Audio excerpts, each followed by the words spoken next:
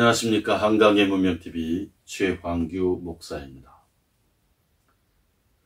문재인 대통령, 많은 사람들이 대통령이라고 부르기를 싫어하고 대통령이라고 하는 직책을 그 자리에 붙이기를 싫어하는 문재인 정권의 재임 기간, 기억나는 것은 딱 한마디, 종전선언, 이것밖에 기억나는 것이 없습니다. 교황을 만나서도 종전선언 도와달라, 평화협정 도와달라, 시진핑을 만나서도 종전협정 지원해달라, 메르켈 독일 수상을 만나도 도와달라, 마크롱 수상을 만나도 도와달라, 유럽을 돌면서 뉴질랜드를 가서 유엔에 가서 모든 것이 처음과 끝이 알파와 오메가가 종전선언입니다. 그러나 알만한 사람은 다 압니다. 종전선언은 곧 미군 철수로 이어진다. 문재인은 이 지력과 외교적 식견과 그 동아시아의 지정학을 보는 눈, 또 세계 정세를 보는 눈, 한반도와 한국의 미래를 보는 눈에 있어서 상식적인 실력도 안 되는, 한마디로 고시 공부한 변호사 출신입니다.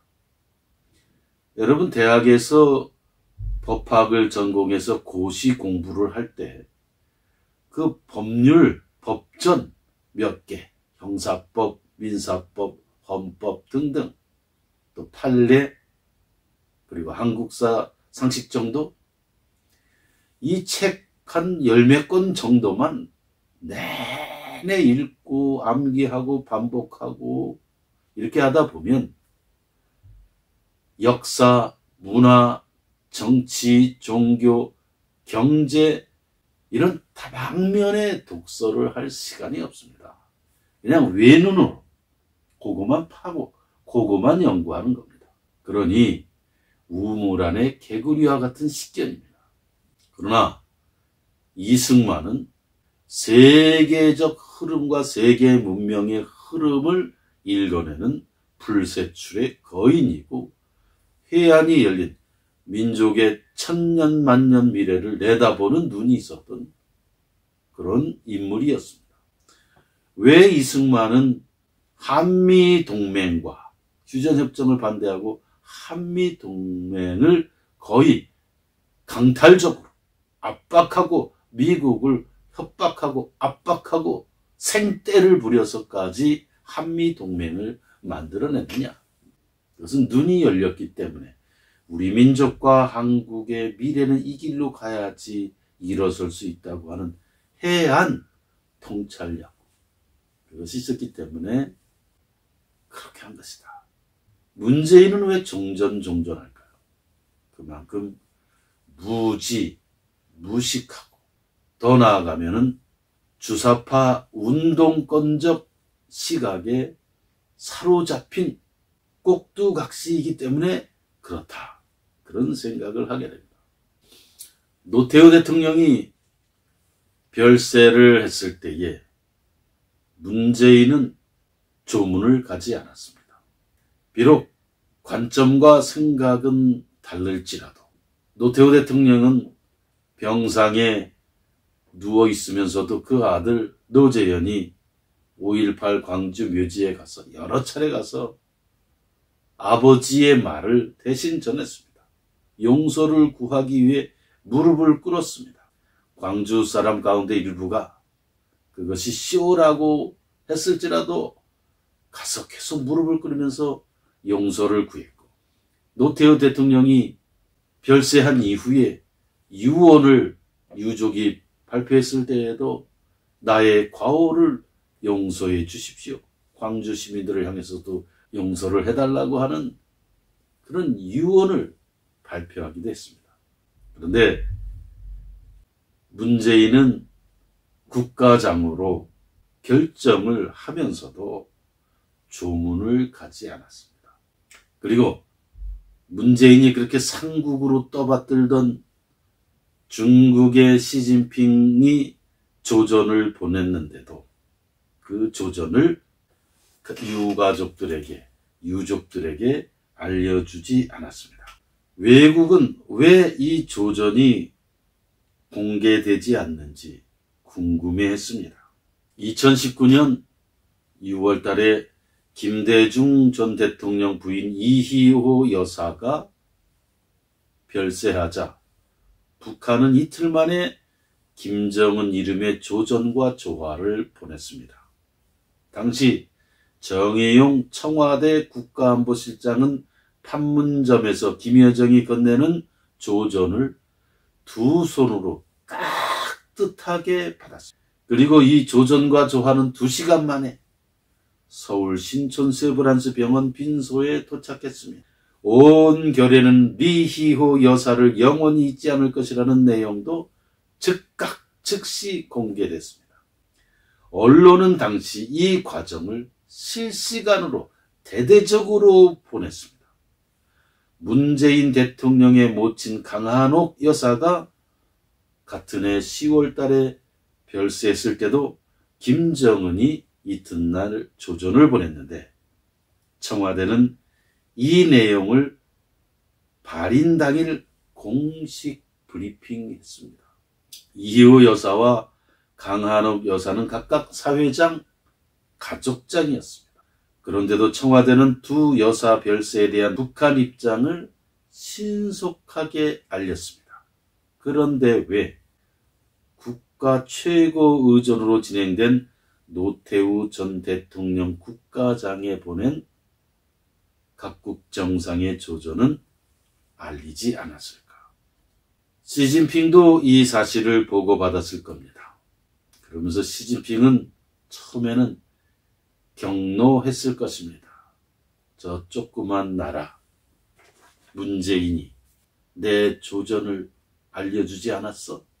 이런 감히 저 조그만 뭐가 중국에 국빈 방문을 갔을 때에도 문재인을 따라간 수행 기자가 중국인에게 구두발로 강타당했을 때에도 한마디 미안하다는 말을 하지 않은 시진핑. 이번에 그 조전 사태와 관련해서 문재인은 중국의 경멸을 불러온 행동을 한 것이다. 이렇게 봅니다. 시진핑이 어떤 사람입니까? 트럼프를 만나서 한반도는 예전에 중국의 땅이었다. 그런 얘기를 하지 않았습니까? 그 얘기는 뭐냐? 다른 말로 트럼프, 너는 한반도에서 손을 떼. 이제 좀 나가. 그것을 돌려서 말한 것 아닙니까? 중국은 2000여 년을 한반도는 자신의 영향 아래 있는 속국, 왕의 나라, 조공국으로 본 나라입니다. 중국은 대한민국을 손금 보듯, 손바닥 보듯 들여보고 있습니다. 중국은 한반도를 그리고 한국인과 이 조선을 어떻게 다룰지 다루는 방법을 2000년 동안 능숙하게 해온 나라입니다. 이번에 문재인의 행동은 중국의 경멸을 다시 한번 불러일으키는 행동이다. 그렇습니다. 저 중국 땅, 중국의 주류 민족인 한족의 나라가 중국입니다. 한족들은 문재인의 이런 조문 행태, 조전 숨기는 행태를 보고 그러면 그렇지, 역전의 나라, 조선의 나라, 그렇게 경멸적으로 바라봤을 것입니다. 중국인들이 한국을 존중할까요? 그렇지 않습니다. 그들의 DNA에는 한국을 아예 소나기에 누는 삼장법사가 손오공을 소나기에 가지고 놀듯이 그렇게 생각하는 것이 조선반도, 한반도, 한국이다 하는 것입니다. 중국을 대할 때 우리도 중국을 다루는 법을 배워야 합니다. 그것이 이승만식 방법입니다. 이승만은 그것을 알고 있는 눈이 열린 사람이었습니다. 중국을 다룰 줄 알고, 북한을 다룰 줄 알고, 일본을 다룰 줄 알고, 미국을 다룰 줄 아는, 오히려 소나기에서 다룰 줄 아는 역량이 있는 지도자였다. 문재인은 이 강대국들의 중국에 휘둘림을 당하는 무지한 그런 사람이었다. 시진핑은 김정은을 사람 취급 안 했습니다. 왜냐하면 사람들을 너무 죽이기 때문에. 툭하면 마음에 안 든다, 건들건들한다 하면서 북한 최고의 인재들을 고모부까지 고사포를 쏴 죽이면서 불을 태우면서 참담하고 처참하게 죽이는 것을 보고 저 꼬마가, 저 피도 안 마른 꼬마가 시진핑을 향해 만나고 싶다고 하더라도 꼬마를 무시했습니다. 하이, 저 꼬맹이, 북한 꼬맹이, 살인마 꼬맹이. 근데 시진핑이 김정일을 극진하게 대접하게 한 사건이 있었습니다. 뭐예요? 꼬마 김정은이 트럼프를 만난다 그러니까 화들짝 놀라서 완전히 황제 대접했습니다. 김정은을. 이것이 중국입니다. 우리가 중국으로부터 경멸을 받지 않는 길은, 중국이 긴장하게 하는 길은 한미동맹, 자유민주동맹, 가치동맹에 굳건히 설 때, 그리고 중국을 향해 칼말을 하고 정정당당하게 나갈 때 중국을 다룰 수 있다.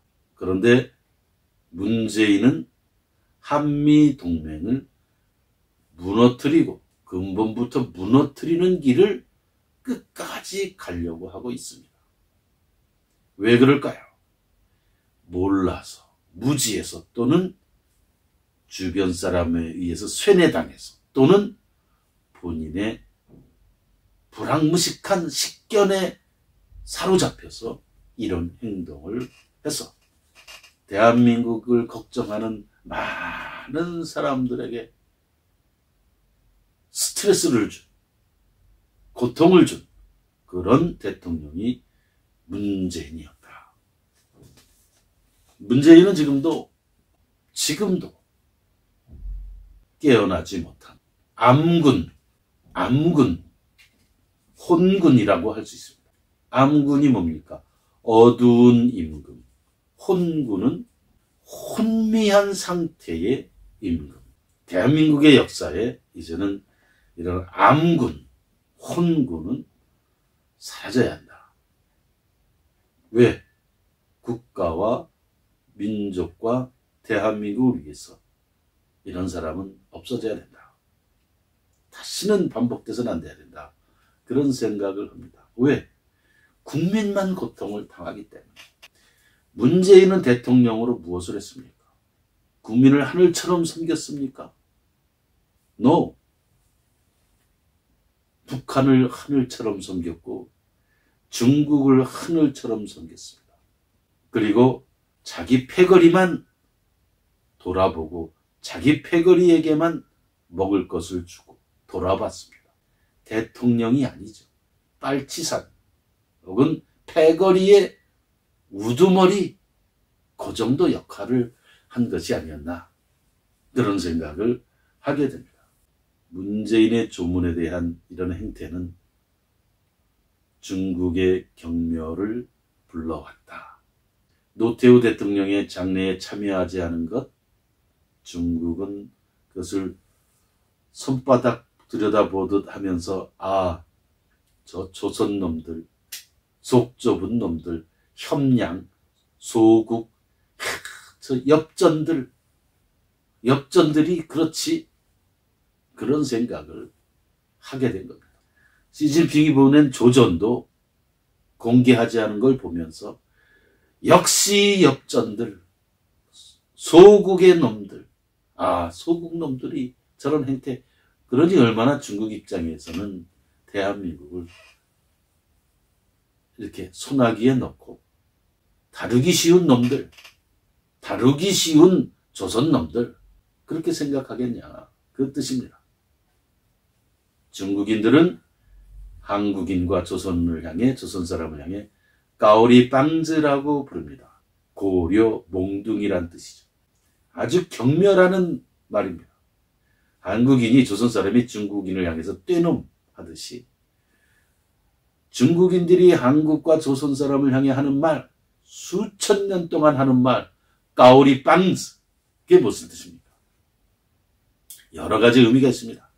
자기들끼리 몽둥이 들고 치고받고 싸우는 놈들, 분열하는 놈들, 속 좁은 놈들, 이놈들은 맨날 자기들끼리만 싸우고 치고받고 나라가 망하고 죽든 그런 뜻도 까오리 빵즈에 들어있는 겁니다.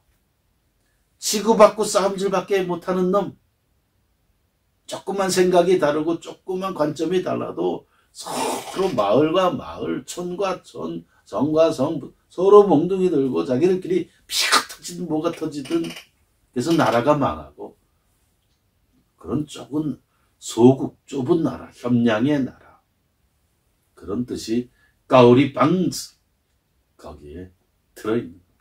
대한민국은 정정당당한 길을 가야 합니다. 지도자의 목식이기도 하고 대통령의 목식이기도 합니다. 앞으로의 대통령은 정정당당한 길을 가는 대통령이 나와야 된다, 그런 생각을 합니다.